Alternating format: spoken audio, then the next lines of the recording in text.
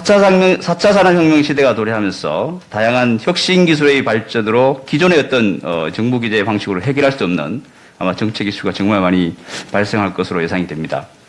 그래서 첫 번째, 현재 정부 규제의 문제점을 어떻게 파악하고 계시는지 그게 궁금합니다. 그리고 두 번째는 그 문제를 해결하기 위해서 차기 정부에서는 어떤 방향으로 설정할 계획인지도 같이 답변 부탁드립니다. 전 세계에서 1등부터 100등까지 스타트업 랭킹이 있습니다. 대부분 유니콘 기업입니다. 유니콘 기업 아시죠? 시가총액이 $1빌리언 이상 되는 기업. 그 중에 아마 제일 최상위 정도 되면 데카콘 정도 될 거예요. $10빌리언 이상. 이 정도의 기업들인데, 그 기업들 중에서 대한민국에서 사업을 못하는 기업이 40개입니다. 규제 때문에. 어떻게 이게 가능합니까? 도대체? 그렇게 큰 기업을 만들고 시장이 큰데 한국에서는 못합니다. 이게 지금 대한민국의 현 주소거든요. 그리고 심지어는 새로운 싹이 나오는 것도 오히려 정부에서 자릅니다. 하나의 예가 타다입니다. 타다가 처음 나왔습니다. 이게 잘 될지 안 될지는 사실은 알 수는 없는 것이죠. 근데 항상 어떤 새로운 분야가 만들어지면 그게 완전히 없던 분야에서 만들어지는 게 아니라 기존 산업 분야 중에서 이노베이션이 일어나는 거거든요. 그러면 반드시 거기서 일하던 사람들 중에 피해를 보는 사람들이 생깁니다. 그러면 정부에서는 어떻게 해야 되는가? 새로운 싹 가능성에 대해서는 이것의 여지를 열어두고 대신에 그것 때문에 피해를 보는 사람들에게는 설득하고 사회적인 안전망을 만들어주는 일을 해야 됩니다. 욕을 먹더라도요. 규제 하나 없애는데 저도 한번 시도해봤는데요. 제가 19대 20대 재선 의원이어서요. 제일 빨리 4년 걸렸습니다. 그러니까 근데 마침 지금이 대선 아닙니까? 저는 정말 중요할 때 대선이 열린다고 생각합니다. 그래서 이 대선에서 가장 중요한 주제는 바로 이런 세 가지. 어떻게 하면 융합 연구가 활발하게 일어날 수 있고 실패에도 재도전할 수 있게 하고 그리고 또 여러 가지 기술의 방향에 대해서 정부가 제대로 이해하고 규제들을 철폐를 할 수 있을 것인지 그리고 또 지금 현재 미국과 중국의 신냉전 상황 이게 사실은 기술 패권 전쟁이거든요.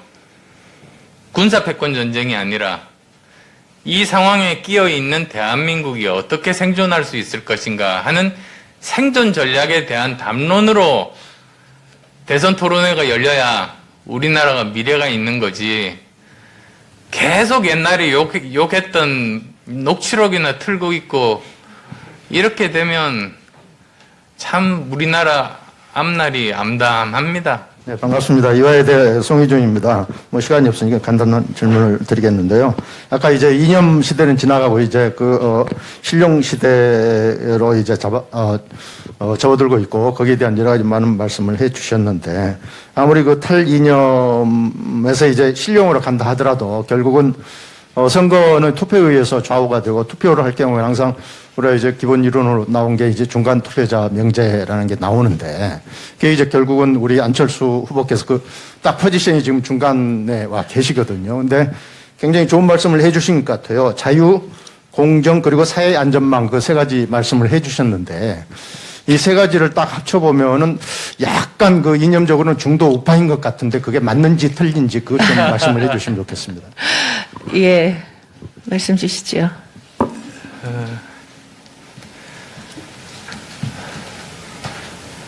저는 저 자신을 그렇게 이념적인 정체성으로 이렇게 규정하지는 않습니다.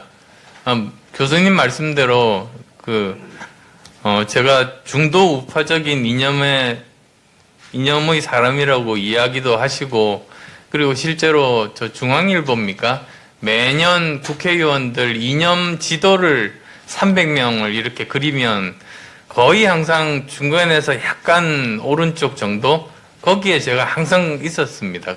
거의 변함없이 있었습니다. 보수와 진보 해결 중앙에 어정쩡하게 둘 다 섞어서 하는 거라고 생각하는데 그게 바로 잘못된 생각 아니겠습니까?